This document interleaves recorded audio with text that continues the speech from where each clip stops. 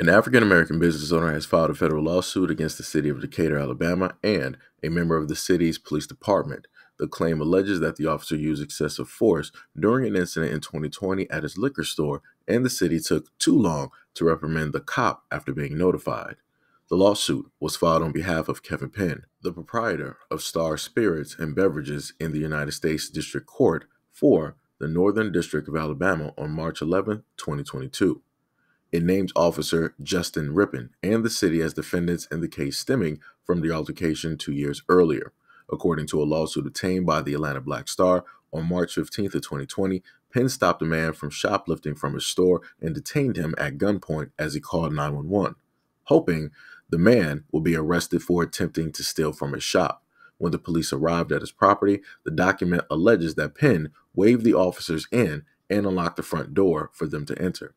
It was at this time that the business owner removed the clip from his weapon and put the gun on the counter, while the officers placed the suspect under arrest that Penn called them for. However, after the shoplifter was in their custody, the officers approached Penn with their guns drawn, despite knowing that he is the owner of the store and could see his gun on the counter. Quote, the officer yelled at Penn about the weapon. In response to their yelling, Penn told them that the gun was already down, but also communicated that he was going to file a complaint on them for their conduct. Rippin, one of the officers, heard this threat and pushed through his fellow officers and punched Penn in the face, breaking Penn's jaw and causing him to lose a tooth. After the assault, which was captured by surveillance video and police body camera, Rippin arrested the black man and charged him with obstructing governmental operations, though there was no probable cause for the arrest. He would later make good on his threat and file a complaint with the city against the officer. Yet, according to the lawsuit, the city refused to investigate the incident and Rippin was not disciplined. He later filed more complaints accusing the officer of misconduct, including a baseless stop and illegal search subsequent to the incident. And Penn alleges that just like the previous one, those two were ignored. In June of 2020, months after the incident, Decatur's police department chief Nate Allen finally spoke out about the altercation after video started to be released on social media. Police body cam video shows the officer and the store owner next to the counter where the gun was placed. After the officer told him to put his weapon down, Penn informed him of his right to have a weapon. The chief asserted that Penn's response made Rippin believe that he was armed, prompting him to strike him. After the man was punched, the other officer wrestled him down and arrested him.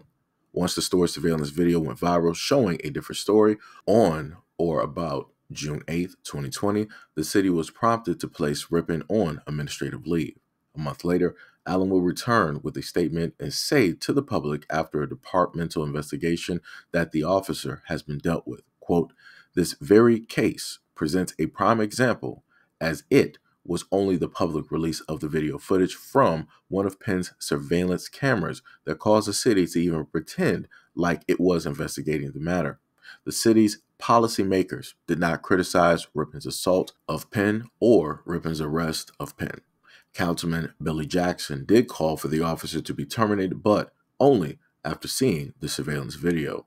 Penn was charged with misdemeanor obstruction of governmental operations on the day of the incident, a count that he still has not gone to court for.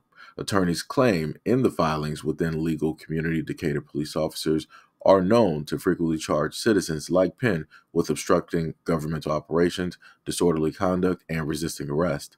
They call these counts POP, piss off police, charges without legal basis. Further, Penn believes officers are not properly trained on the limitations of their own authority and because of that are likely to violate the constitutional rights. He says that this is the city's responsibility. So the reason I'm bringing the story up is, as I've told you guys over the years, what's old to other people may just be new to me. And, if I've never seen it, I'm going to assume that others, just like me, may have never seen it as well. And also due to this tweet that you see, can y'all continue to spread this? This is my cousin, Kevin Penn. The cops literally broke his jaw and shoulder when all he did was call them because this white dude was trying to rob his liquor store. They let the robber walk right past them and immediately attacked my cousin.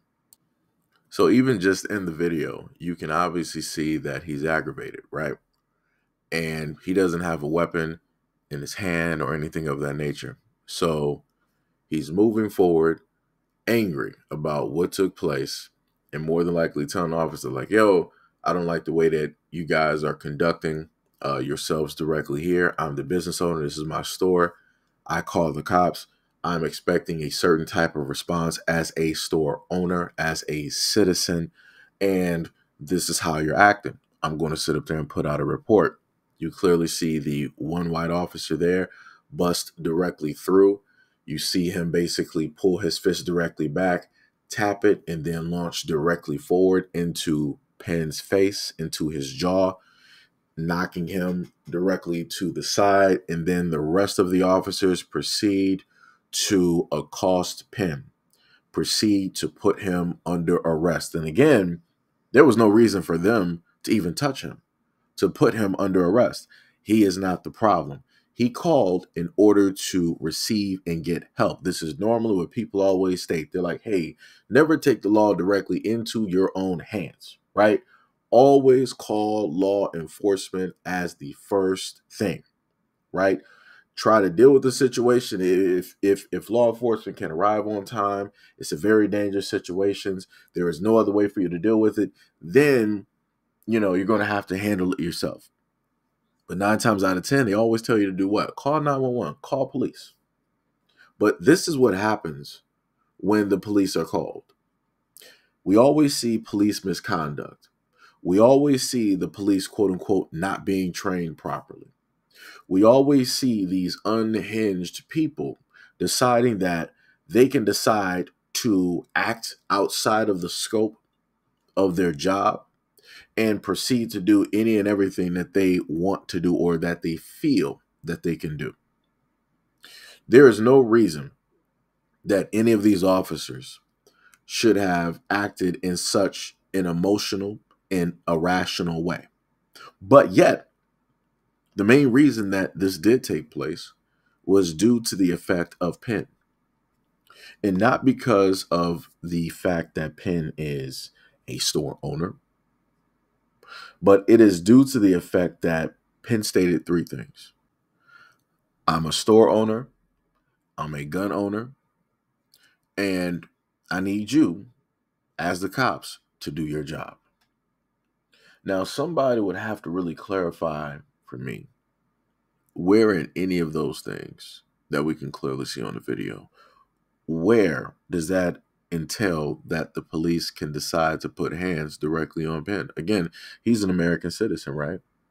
He also has his right to bear arms. He more than likely also has his license to carry and also protect his property. But he, in a sense, opted not to, really go to the furthest lengths to protect his property.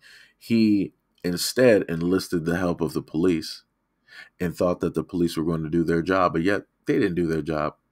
The only person, not the criminal, right? Not the criminal. The only person who was really assaulted and beaten up and beaten down and treated like a criminal was Penn. And for the life of me, I just can't understand why. Why would somebody such as Penn, who is an American citizen, who is a business owner, who is simply enlisting the help of the police, be assaulted by the same police that he called for? I just can't seem to put my finger on it.